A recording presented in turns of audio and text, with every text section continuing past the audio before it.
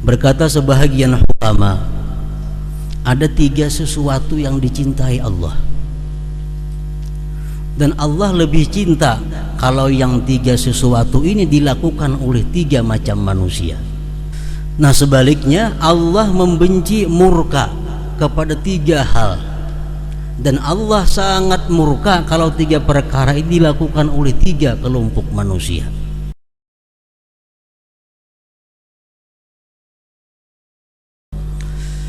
Kita masih melanjutkan pembicaraan atau pembahasan yang disebutkan pada minggu-minggu sebelumnya, yaitu mengenai tentang firman Allah Subhanahu wa taala, qad aflaha man tazakka wa dzakara isma rabbih fasalla. Pada minggu yang dahulu disebutkan bahwa apabila kita ingin memperbanyak amal ibadah akhirah, memperbanyak taat kepada Allah, agar taat dan ibadah kita itu bernilai tinggi di sisi Allah, maka hendaklah sebelumnya kita bersihkan diri kita dari segala sifat yang tercela, dan kita hiasi diri kita dengan sifat-sifat yang terpuji. Telah disebutkan bahwa di antara sifat-sifat tercela yang mesti dihilangkan daripada jiwa kita, daripada diri kita adalah pertama syirik, yang kedua riya, yang ketiga ujub, yang keempat takabur, yang kelima tama, yang keenam hasad, yang ketujuh aman daripada perdaya Allah Subhanahu wa taala. Apabila sifat-sifat yang tercela itu sudah mampu kita hilangkan dalam diri kita, maka kita dituntut untuk memperhiasinya, memperhiasi diri kita dengan sifat-sifat yang mulia. Syirik kita hilangkan, kita perhiasi diri dengan tauhid. Riya kita hilangkan, kita perhiasi diri dengan ikhlas. Ujub kita hilangkan, kita hiasi diri kita dengan melihat nikmat Allah yang ada pada diri kita. Kemudian yang keempat adalah kesombongan atau takabur. Takabur satu sifat yang sangat dibenci oleh Allah Subhanahu wa taala, sifat yang sangat tidak disenangi oleh baginda kita Rasulullah sallallahu alaihi wasallam. Sampai-sampai ada hadis beliau yang menyatakan, yang artinya bahwa tidak masuk surga orang yang dalam hatinya ada seberat biji sesawi daripada kesombongan. Sifat kesombongan itu menurut para ulama adalah merupakan fardu ain. Fardu ain bagi tiap-tiap orang, wajib menghilangkan takabur dari dalam dirinya. Sebab segala sifat-sifat yang baik terhalang, artinya kita tidak bisa melakukan selama ada takabur itu dalam hati kita. Takabur kita hilangkan, kita dituntut memperhiasi diri dengan tawadhu. Kalau tawadhu lawanan daripada takabur. Takabur artinya adalah ru'yatun nafsi fawqal ghair. Takabur itu artinya melihat diri sendiri ini lebih daripada orang lain, lebih mulia daripada orang lain. Bila dalam hati kita ada timbul satu khatar, satu geritik dalam hati bahwa kita ini lebih mulia daripada Fulan bin Fulan, berarti saat itu kita adalah termasuk orang yang takabur. Nah sebaliknya tawadhu. Tawadhu ini artinya apa? Melihat diri ini tidak lebih baik daripada orang. Bahkan ada yang mengatakan tawadhu itu adalah melihat diri kita ini lebih di bawah daripada orang lain. Nah itu artinya tawadhu. Para muhibbin rahimakumullah. Jadi tawadhu ini adalah yang di tengah. Naik ke atas jadi takabur, turun ke bawah jadi dha'ah ngarannya. Takabur kada baik, da'ah kada baik. Yang baik yang adalah ausatuha, yaitu tawadhu. Takabur itu membesarkan diri, jangan. Kalau da'ah menghinakan diri, jangan juga. Tawadhu itu artinya adalah menempatkan diri sesuai pada tempatnya, menempatkan diri tepat pada tempatnya. Nah, itu dimaksud dengan tawadhu. Kalau menghinakan diri itu kada boleh, dilarang kita menghinakan diri kita. Nah, para muhibbin rahimakumullah, apabila kita bersifat tawadhu akan timbul akhlak-akhlak yang mulia. Di antaranya orang yang bersifat tawadhu itu adalah dia tunduk kepada kebenaran, dari manapun datangnya kebenaran itu. Ini tanda orang yang punya sifat tawadhu. Dia tunduk kepada yang hak, dari manapun datangnya itu hak tadi, baik dari orang yang lebih muda daripadanya, baik dari orang yang lebih jahat daripadanya, baik dari orang yang lebih tinggi daripadanya. Pokoknya bila mana yang hak dia tunduk. Nah, ini tanda orang yang punya sifat tawadhu. Walaupun kakanakan tapi ampunnya bujur, nah itu taat, tunduk kepada itu. Itu ngarannya adalah tandanya kita mempunyai sifat tawadhu. Artinya kita memandang kepada yang benar, bukan kita memandang kepada yang mengatakannya. Kata Imam Ali karramallahu wajhah, la tanzur ila man qal walakin tanzur ila maqal. Yang kamu pandang itu adalah perkataannya, jangan kamu pandang orang yang mengatakannya. Nah, jadi tawadhu tandanya salah satunya menerima kebenaran, dari manapun datangnya kebenaran itu. Kemudian lagi tandanya tawadhu adalah dia ridha, dia senang hati menerima satu kedudukan yang lebih rendah daripada kedudukan semestinya. Itu tandanya orang tawadhu. Dia dengan senang hati menerima satu kedudukan yang lebih rendah daripada kedudukan semestinya. Misalnya ukuran nang macam aku ini duduknya mesti di muka, di anda kurang di belakang, dengan senang hati. Itu ngarannya adalah orang yang tawadhu. Golongan atau orang nang macam aku ini mestinya di nomor 1 kan, di anda kurang nomor 10, dengan senang hati. Nah, itu ngarannya adalah tawadhu. Artinya kadang melihat diri itu mulia, kadang melihat diri itu lebih agung, lebih besar daripada orang lain. Nah, tawadhu. Para muhibbin rahimakumullah, sifat tawadhu ini kalau kita bisa menerapkan dalam hati kita, tawadhu ini adalah akhlak hati, akan timbul sifat-sifat yang baik. Dan sifat tawadhu ini mencegah kita daripada sifat-sifat munkar lainnya. Orang yang tawadhu kada akan mau atau terhindar daripada ghibah. Orang tu tawadhu nya kada mau menggibah orang. Kalau kita mau menggibah seseorang, pertanda bahwa kita menunjukkan kita lebih daripada orang yang digibah. Orang yang bersifat tawadhu, dia terhindar daripada sifat iri dengki. Ada orang lain dapat nikmat, wajar, ini lebih mulia daripada aku. Itu orang tawadhu, maulah dengki. Nah, kalau kita sebaliknya, kita bersifat sombong, kita merasa lebih alim, kita merasa lebih mulia, ternyata ada orang lain yang dapat nikmat Allah, nah ini bisa membahayakan. Oh, kenapa ini dapat nikmat? Maka alimku, maka tatuha aku. Ini karena merasa besar berdahulu bandak.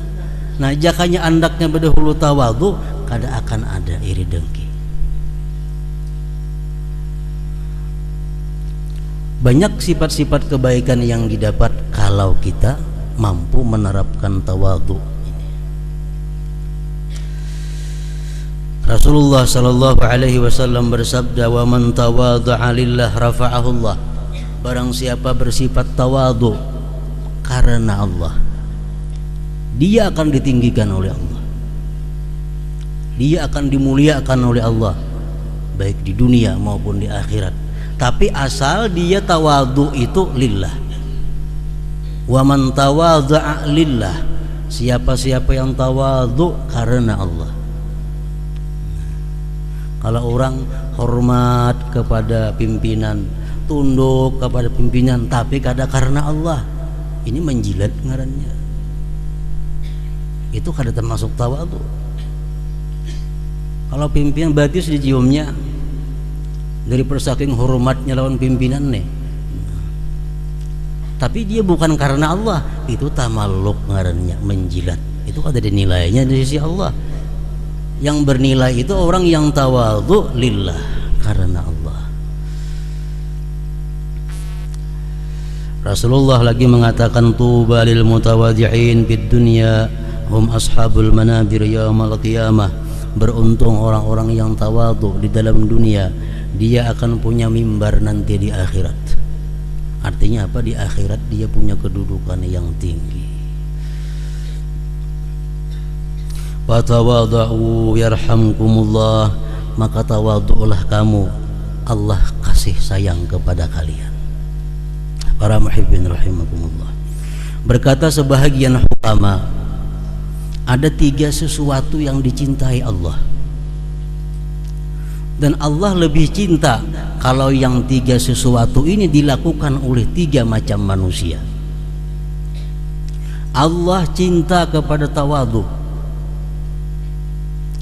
dan Allah lebih cinta lagi kalau yang tawadhu ini adalah agniya, orang-orang yang kaya. Allah cinta kepada tawadhu, tapi kalau yang tawadhu ini orangnya orang kaya, Allah lebih cinta lagi. Yang kedua, adalah ibadah. Allah cinta kepada ibadah, dan Allah lebih cinta kepada ibadah itu kalau ibadah dilakukan oleh oleh para pemuda. Kalau ada orang muda ahli ibadah, Allah sangat cinta ketimbang orang tua yang ahli ibadah. Yang ketiga, Allah mencintai qanaah, dan Allah lebih cinta apabila yang qanaah itu orang-orang yang miskin. Orangnya miskin, kada berduit, tapi inya qanaah. Nah, ini sangat dicintai oleh Allah Subhanahu wa ta'ala. Nah, sebaliknya Allah membenci murka kepada 3 hal, dan Allah sangat murka kalau 3 perkara ini dilakukan oleh 3 kelompok manusia. Pertama, Allah sangat murka, sangat marah, benci kepada kesombongan. Dan Allah lebih marah lagi kalau yang sombong itu orang yang fakir, miskin. Fakir, miskin, sombong pula. Itu Allah sangat marah. Mana fakir, mana sombong. Allah tidak senang, Allah tidak menyukai, Allah marah kepada taswib. Taswib itu artinya menunda-nunda tobat. Nah, kayak nagin tobat, kaina agin beramal baik, kaina aja. Allah kada ketuju itu. Dan Allah lebih kada ketuju lagi kalau yang menunda-nunda kebaikan ini orang yang sudah tua. Orang yang sudah tua, orang umur sudah 65, 70, kaina agin tobat hanya 65, umur 65.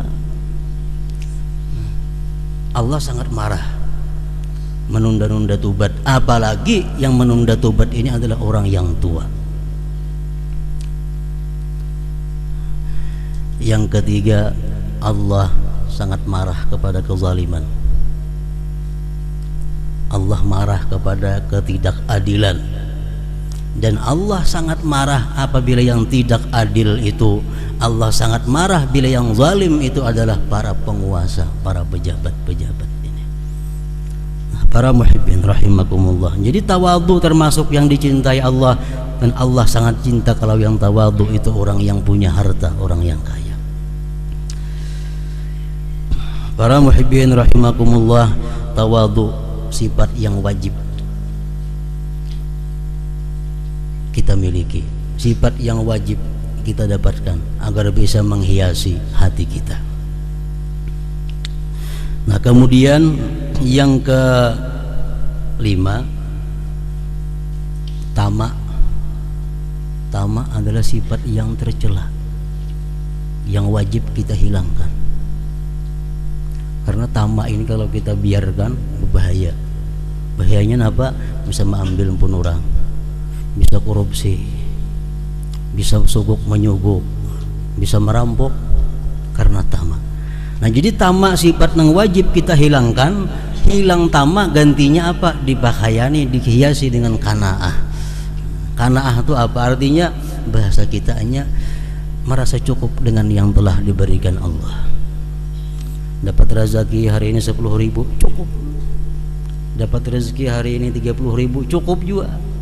Dapat rezeki hari ini 1 juta cukup juga. Kadang merasa kada cukup. Nah, ini adalah qanaah.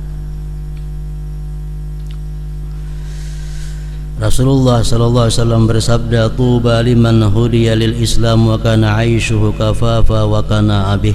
Beruntung orang yang diberi hidayah Islam dan hidupnya berkecukupan dan dia qanaah dengannya. Orangnya agama Islam, hidupnya sederhana, qanaah lagi.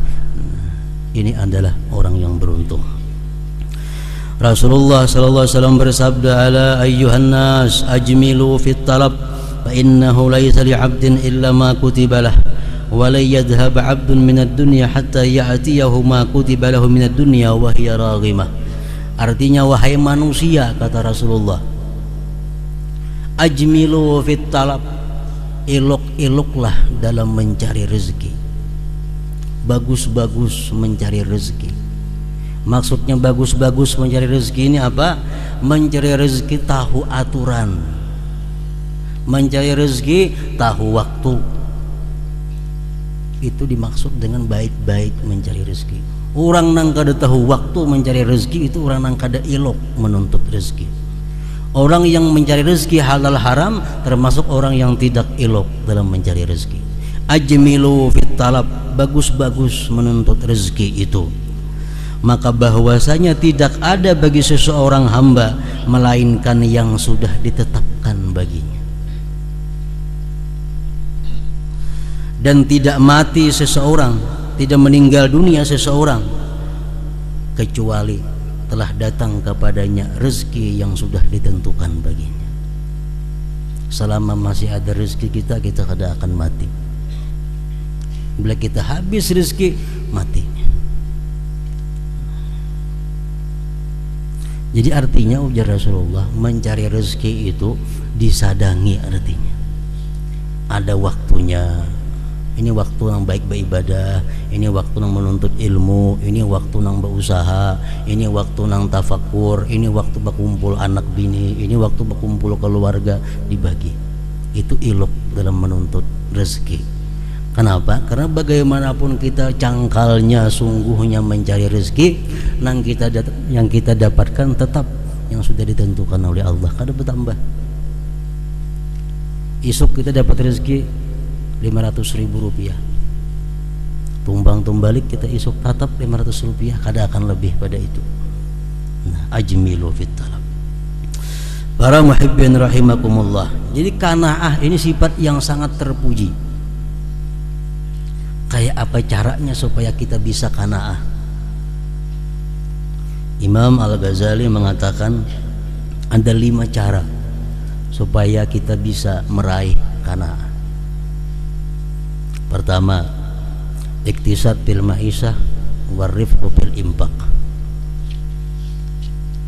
Sederhana dalam kehidupan dan kada burus dalam belanja. supaya kita kawa kanaah. Kanaah itu artinya cukup merasa puas dengan apa yang diberikan Allah. Satu, supaya kita bisa kanaah, kita hidup sederhana, jangan boros. Amun macam-macam kehendak kada kawa kanaah. Macam-macam kehendak, hendak nukar pakaian nang larang, hendak nukar makanan nang nyaman, hendak kendaraan nang nyaman, kada kawa kanaah kita hidup. Tapi kalau kita hidup ini sederhana dan kada boros, kawa kanaah itu. Pertama kanaah. Jadi mesti perhitungan dalam mengeluarkan rezeki. Yang kedua, supaya kita kawa kanaah, kisarul amal, pindik angan-angan. Artinya apa? Kita kada memperhitungkan lagi kehidupan 10-20 tahun akan datang. Pindik angan-angan, aku ini isuk bisa mati. Bila kada isuk, isuknya bisa mati. Atau minggu kaina bisa mati. Nah, jadi mati itu selalu ada di hadapan matanya. Nah, pindik angan-angan. Kalau inya merasa masih hidup mungkin 20 tahun, inya merasa mungkin hidup masih ada 5 tahun, nah tuh kada kawa kanaah. Pasti hendak mencari. Yang ketiga, supaya kita kawa kanaah, ma'rifatu izil kanaah. Kita mengenal kemuliaan kanaah ini. Kanaah sifat yang dicintai Rasulullah, sifat yang dicintai Allah. Yang keempat, ta'ammul fi tana'umil kafarah wa daiki maisyatil anbiya. Kita berpikir bagaimana hidup nikmatnya orang-orang Yahudi, orang-orang Nasrani, dan bagaimana menderitanya hidup para nabi dan para aulia. Mutur nang paling harat siapa bisa? Bisa orang kada Islam, bisa orang Nasrani, orang Yahudi. Rumah yang paling baik seduniaan ini rumah siapa? Bisa rumah orang kafir ampunnya. Nah, jadi kenikmatan-kenikmatan yang kita kehendaki itu semuaan sudah dirasai oleh orang kafir. Kita ini bakasnya benar aja lagi. Jadi kenikmatan-kenikmatan dalam dunia itu urusan orang kafir. Nah, kita lihat kehidupan para anbiya, kehidupan para aulia.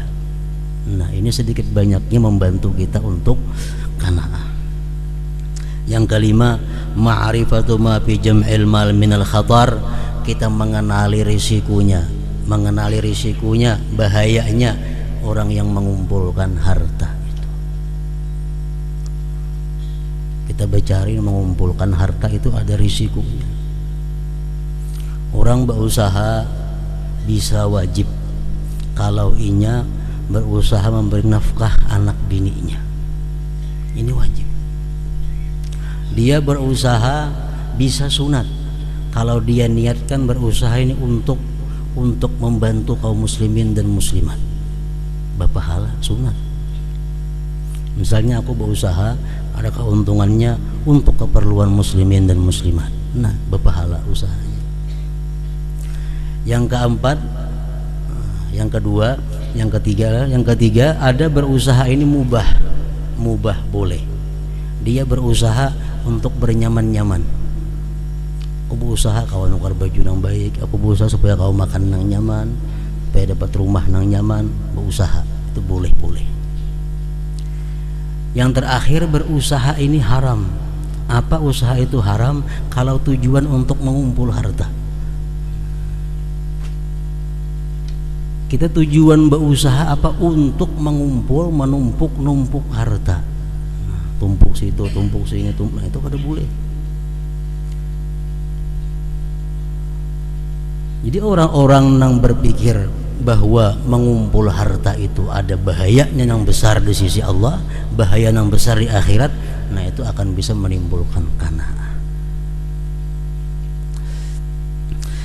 Nah, kemudian sesudah qanaah, yang wajib lagi kita hilangkan dalam diri kita adalah al-hasad, iri dengki. Sudah tahu disebutkan bahwa perasaan dengki itu membakar kebaikan kita sebagaimana membakarnya api akan kayu yang kering. Dengki kita buang dalam diri kita, kita ganti lawan apa? Lawan iradatul khair li khalqillah. Kita menghendaki kebaikan bagi makhluk Allah. Hati kita ini kepingin makhluk Allah ini baik. Hati kita kepingin makhluk Allah ini ke surga semua. Hati kita kepingin makhluk Allah ini bahagia semua. Hati kita kepingin makhluk Allah ini keadaan yang susahnya. Nah, kepingin macam itu merupakan sifat yang terpuji. Tapi kalau hati kita ada kepingin mudahan si anu bangkrut, mudahan si anu kena dapat bala, mudahan si anu kena matinya mati kafir, nah ini sudah bertentangan dengan iradatul khair li khalqillah. Kita ingat hadis Rasulullah yang menyebutkan bahwa beberapa kali beliau menunjuk seorang laki-laki dan beliau mengatakan itu ahli surga. 3 hari berturut-turut dalam hadis itu disebutkan Rasulullah mengata itu ahli surga laki-laki itu. Setelah diteliti apa amal laki-laki itu, bukan banyak puasa sunat kada, bukan banyak sembahyang sunat kada, ditakutin apa amal ikam? Hatiku kada pernah berniat jahat kepada orang Islam. Hatiku selalu berusaha, hatiku selalu berkehendak agar orang Islam itu baik. Nah, sehingga Rasulullah mengatakan itu rajulun min ahlil jannah, itu laki-laki ahli surga. Jadi kada banyak sembahyang sunat, kada panjang-panjang zikir, kada panjang-panjang sembahyang. Kalau sudah hati kita ini kawa menghilangkan kehendak jahat kepada orang muslim, siapapun orang muslim itu sudah selamat. Itulah lawanannya iri dengki. Iri dengki menghendaki kawan sengsara. Kalau ini mengingini kawan bahagia, kawan selamat. Nah, kemudian yang terakhir adalah yang wajib kita hilangkan dalam diri kita, al-amnu min makrillah, merasa aman daripada tipu daya muslihat atau perdaya Allah. Ini artinya kita merasa, kita ini rasa sudah mati husnul khatimah. Kita merasa bahwa kita isuknya masih Islam. Kita merasa kita kena mati ke surga. Kita mungkin merasa amal ibadah kita diterima Allah semua. Nah, itu perasaan-perasaan macam itu wajib dihilangkan dalam diri kita. Diganti lawan apa? Diganti lawan khauful akibah, takut akibat. Aku hari ini Islam, barangkali kita isuk ada Islam lagi, khawatir. Isuk kena aku Islam, barangkali kena aku mati berusia kada husnul khatimah. Nah, khawatir, takutan. Berusia puasaku nang tadi kada diterima Allah, berusia ibadahku kada diterima Allah, macam apa? Nah, perasaan takut macam itu kita wajib memilikinya. Rasulullah pun senantiasa berdoa. Rasulullah mengajarkan kepada umatnya doa, Allahumma ya muqallibal qulub tsabbit qalbi ala dinik. Ini Rasulullah mengajari kita berdoa, ya muqallibal qulub, wahai Tuhan yang membulak-balik hati manusia, tsabbit qalbi ala dinik, tetapkan hatiku atas agama Engkau. Dan ini kenyataannya banyak orang yang hari ini Islam, isuk sudah jadi Nasrani. Orang yang harinya rajin sembahyang, isuk malas sembahyang. Orang yang hari ini rajin berzikir, isuk malas berzikir. Kenapa? Hatinya dibulak-balik oleh Allah. Nah, setiap kali kita hari ini rajin kita beribadah, kita khawatir isuk mudahan jam ini bulan berusia kada kau macam ini kayak apa isuk. Nah, itu dituntut demikian. Nah, itu artinya adalah khauf, takut. Kalau kita sudah merasa aman, nah ini yang bahaya. Aman, asa ke surga sudah mati, asa husnul khatimah sudah mati, asa bersama Rasulullah sudah di padang mahsyar. Nah, ini bahaya sudah. Kenapa? Membuat malas beribadah, membuat ulir beribadah, karena merasa aman daripada hal-hal yang macam tadi. Nah, jadi dengan demikian para muhibbin rahimakumullah, apabila sifat ikhlas ada pada diri kita, sifat melihat nikmat Allah pada diri ini ada, tawadhu ada, qanaah ada, nasihah ada, khauful akibah ada. Nah, sifat-sifat itu akan membuka kepada pintu-pintu kebaikan yang lainnya. Mudah-mudahan Allah Subhanahu wa taala memberikan kita kekuatan, ketabahan dan husnul khatimah. Ila hadratin Nabi sallallahu alaihi wasallam. Al-Fatihah.